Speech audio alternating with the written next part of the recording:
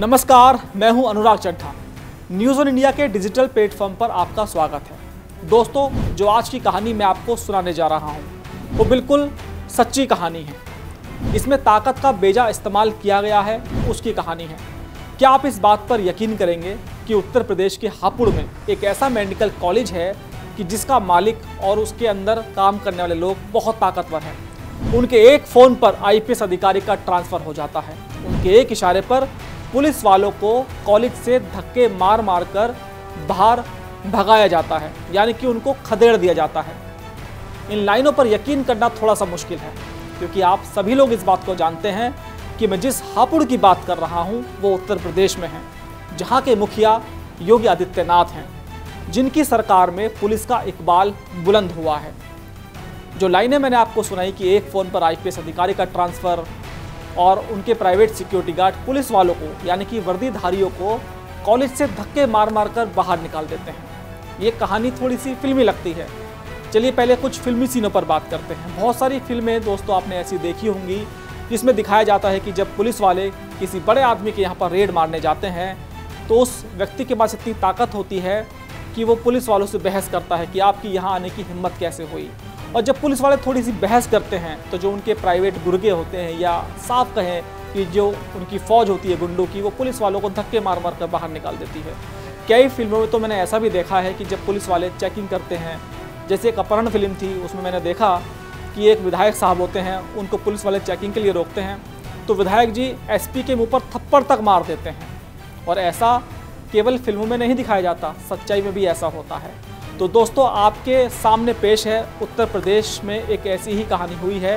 कहानी है हापुड़ की। यहाँ के एसपी हैं अभिषेक वर्मा, जिनको योगी सरकार के आदेश पर रातों रात हटा दिया गया।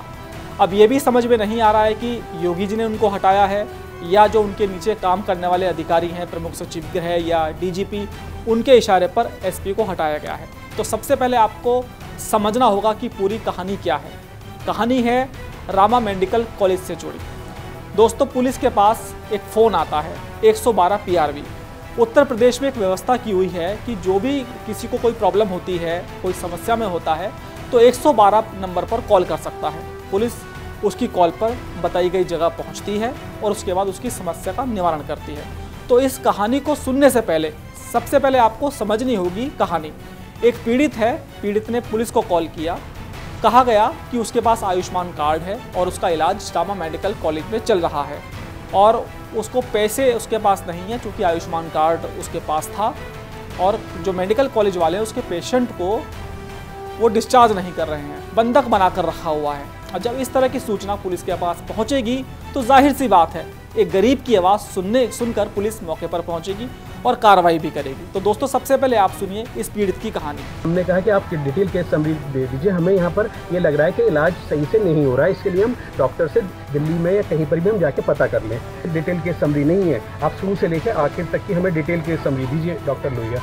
तो उन्होंने नहीं दी। फिर हमने ये कहा कि हम जो है अगर आप डिटेल केस समरी नहीं देंगे तो हम जो है फिर कानून का सहारा लेंगे। फिर हमने 112 कॉल करी रामा हॉस्पिटल से जावेद ने, जो वहाँ पर बेटा है सबसे छोटा वाला जुबैदा जी का, वही वहाँ 25 तारीख से लेकर आज तक है। उसने कॉल करी, 112 आई। 112 जब 3rd फ्लोर पे GM आलूवालिया जी के वहाँ पर गए तो उन्होंने उनके पुलिस वालों के साथ भी बदतमीजी करी, मिसबिहेव करा।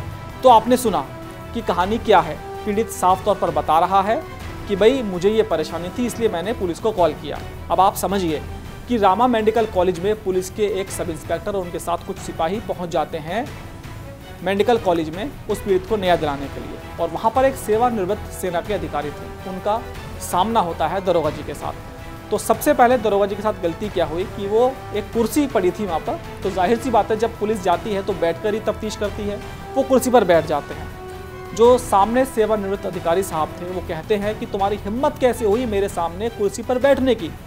अब दरोगा जी तो दरोगा जी हैं, थोड़ा सा वो भी तैश में आते हैं, कहते हैं भाई पुलिस है, हम लोग इन्वेस्टिगेशन करने आए हैं साहब, और बैठकर बात नहीं करेंगे तो कैसे करेंगे। तो वो कहते हैं सेना के जो पूर्व अधिकारी हैं कि एक दरोगा की हिम्मत कैसे हुई मेरे से बात करने की, अपने किसी बड़े अधिकारी को आप बुलाओ, कम से कम IPS अधिकारी मेरे सामने होना चाहिए तब मैं बात करूँगा। तो दरोगा जी कहते हैं कि भाई आप हमारे अधिकारियों की कैसे बेइज्जती कर रहे हैं, एक पीड़ित को न्याय दिलाने के लिए मैं यहाँ पर आया हूँ और मुझे आप बता दीजिए कि आपके हॉस्पिटल में ऐसा हो रहा है नहीं हो रहा है। तो उसके बाद उनके प्राइवेट सिक्योरिटी गार्ड आते हैं और साहब कहते हैं कि भाई इन दरोगा जी को और पुलिस वालों को धक्के मारकर यहाँ से बाहर निकाल दीजिए। और ऐसा ही होता है, प्रेशर में पुलिस बाहर आ जाती है। उसके बाद वो अपने सीनियर अधिकारी को दरोगा जी बताते हैं कि भाई मेरे साथ ऐसी ऐसी घटना हुई है, और जो सीनियर अधिकारी होते हैं वो एसपी अभिषेक वर्मा को बताते हैं। अब अभिषेक वर्मा एक तेज तर्रार अधिकारी हैं, उनको गुस्सा आता है क्योंकि पुलिस की बेइज्जती हुई थी। वो कहते हैं कि भाई एडिशनल एसपी को वो भेजते हैं कि आप कॉलेज में जाइए, अगर दरोगा गलत कह रहे हैं तो दरोगा को आप कहिए कि ऐसा व्यवहार ना करें, और अगर सेवानिवृत्त सेना के अधिकारी की गलती है तो उनको समझाइए क्योंकि वो बुजुर्ग व्यक्ति हैं। पुलिस वहाँ पहुँचती है, कम से कम 6 से 7 थानों की फोर्स वहाँ पहुँचती है, क्योंकि जो वहाँ के सिक्योरिटी गार्ड हैं वो काफ़ी बदतमीजी पुलिस वालों से कर चुके थे। अगर कम मात्रा में फोर्स वहाँ जाती तो उनके साथ भी बदसलूकी होने का खतरा रहता। और इसी दौरान दोस्तों फ़ोन जो सेवानिवृत्त अधिकारी थे वो एसपी अभिषेक वर्मा को फ़ोन करते हैं कि भाई तुम्हारी हिम्मत कैसे हो गई, पुलिस मुझसे बिना परमिशन लिए मेरे मेडिकल कॉलेज में आ गई, परमिशन लेनी चाहिए थी। एसपी कहते हैं कि पुलिस को परमिशन की कोई ज़रूरत नहीं होती। अगर कोई पीड़ित उनको फ़ोन कर रहा है तो वो पीड़ित को न्याय दिलाने के लिए पुलिस वहाँ पहुँचती है, 112 की व्यवस्था है। तो वो अभिषेक वर्मा जो IPS अधिकारी थे हापुड़ के, उनसे भी बदतमीजी करते हैं जो सेना के सेवानिवृत्त अधिकारी थे, ऐसा पुलिस सूत्रों ने हमें बताया। और हमारे पास कुछ बयान भी पुलिस वालों के रिकॉर्ड हैं जो इस बात की सत्यता को कहीं ना कहीं प्रमाणित करते हैं। उसके बाद एसपी अभिषेक वर्मा फ़ोन काट देते हैं और मौके पर जो पुलिस वाले होते हैं वो रामा मेडिकल कॉलेज के साथ बातचीत करते हैं, लेकिन बातचीत का कोई हल नहीं निकलता। इतने में ही लखनऊ सीधा फ़ोन जाता है IPS अभिषेक वर्मा के खिलाफ, और संबंधित व्यक्ति लखनऊ में कहता है कि आपने कैसे पुलिस वाले यहाँ पोस्ट किए हुए हैं, मेडिकल कॉलेज में बिना परमिशन के घुस आते हैं, पुलिस ने बदतमीजी मेरे साथ की है। तो फिल्टर करके सूचना लखनऊ पहुंचा दी जाती है। उसके बाद हापुड़ पुलिस के पास DG, प्रमुख सचिव गृह और न जाने कितने अधिकारियों के फ़ोन आते हैं और वो कहते हैं कि भाई तुमने ये क्या कर दिया। अब मेरी समझ में नहीं आ रहा है कि हापुड़ की पुलिस ने ऐसा कौन सा गुनाह कर दिया जो सीनियर अधिकारी SP की बात तक सुनने को तैयार नहीं है। और अचानक रात के 2 बजे फरमान आता है कि हापुड़ के SP अभिषेक वर्मा को यहाँ से हटा दिया जाता है, और उसके बाद जो एडिशनल SP थे और जो 2-4 पुलिस वाले थे उनको वहाँ से हटा दिया जाता है। अब समझ में नहीं आ रहा है कि पुलिस का इकबाल योगी सरकार में इस तरह से गिरेगा तो कैसे काम चलेगा। अब यहाँ कहानी आप समझिए कि एक पुलिस के दरोगा की इज्जत को बचाने के लिए SP ने अपनी बलि दे दी। अगर अभिषेक वर्मा SP चाहते तो वो दरोगा की साइड ना लेते, दरोगा को डांटते कि भाई क्या आपने क्यों इतने बड़े व्यक्ति के साथ आप कॉलेज में गए, क्यों आपने पीड़ित को न्याय दिलाने की कोशिश की, क्यों आपने कानून की परिभाषा उनको बताने की कोशिश की, आप झुक क्यों नहीं गए उनके सामने।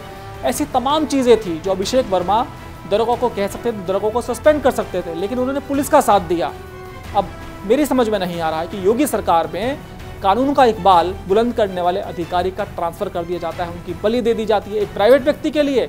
क्या रामा मेडिकल कॉलेज का जो भी संचालक हैं साहब वो इतने मजबूत हो गए कि एक IPS अधिकारी का वो ट्रांसफ़र करा देंगे? योगी सरकार में मैं देखता हूँ कि बड़े से बड़ा नेता हो, बड़े से बड़ा मंत्री हो, यहाँ तक कि डिप्टी CM हो, वो भी IPS अधिकारी का तबादला कराने की हिमाकत नहीं करते या हैसियत भी नहीं रखते, क्योंकि योगी सरकार ने नियम बना रखे हैं कि जब तक कोई मजबूत शिकायत नहीं आएगी तब तक हम किसी को नहीं हटाएंगे। मेरा सवाल ये है लखनऊ के हाकिमों से कि अभिषेक वर्मा के खिलाफ क्या आपने IG, ADG से जाँच कराई? जांच के बाद आपको पता चलता कि अभिषेक वर्मा की कोई गलती नहीं थी, उसकी गलती सिर्फ ये थी कि उसने पुलिस के इकबाल को कायम करने के लिए, दरोगों की इज्जत को बचाने के लिए, वर्दी की इज्जत को बचाने के लिए रामा मेडिकल में फोर्स भेजी। और फोर्स इसलिए भेजी थी कि क्योंकि पुलिस के साथ वहाँ पर बदतमीजी हो सकती थी। दोस्तों मेरा भी आपसे यह सवाल है कि SP अभिषेक वर्मा के खिलाफ क्या कार्रवाई होना यहाँ लाजमी था? अब खबर ये आ रही है कि जब SP का तबादला हो गया, यहाँ से हटा दिया गया उनको, तो जो दरोगा जी थे PRB के, वो हापुड़ SP के पास गए। उन्होंने कहा कि साहब आपने मेरे लिए इतना बड़ा बलिदान क्यों दिया? मैं बहुत ऋणी हूँ, बहुत से कम अफसर ऐसे होते हैं जो फोर्स के लिए इस तरह का समर्पण करते हैं। और उसके बाद वो दरोगा जी IPS अभिषेक वर्मा के गले लगकर रोने लगे। ये पूरी कहानी है दोस्तों कि एक कैसे ताकतवर मेडिकल कॉलेज का मालिक एक ईमानदार IPS अफसर को रातों रात हटवा देता है और पीड़ित को अभी तक न्याय नहीं मिला है। इस वीडियो में दोस्तों इतना ही, और जाते जाते एक बार जो पीड़ित है जिसकी शिकायत पर पुलिस वहां पहुंची उसकी आप बाइट सुनते जाइए। उसका कहना है कि अगर पुलिस वालों के खिलाफ इस तरह की कार्रवाई होने लगी तो पीड़ितों को न्याय कौन दिलाएगा। तो अब मुझे तो न्याय चाहिए इस तरीके का कि मेरे जो पेशेंट हैं उनको पूरे तरीके से इलाज मिल जाए। अब इलाज जो है आईसीयू में वो लेके गए हैं कल आज सुबह, और अभी तक फिर मुझे फिर बोल दिया गया है कि आप एकदम ए वाला ब्लड अरेंज करिए।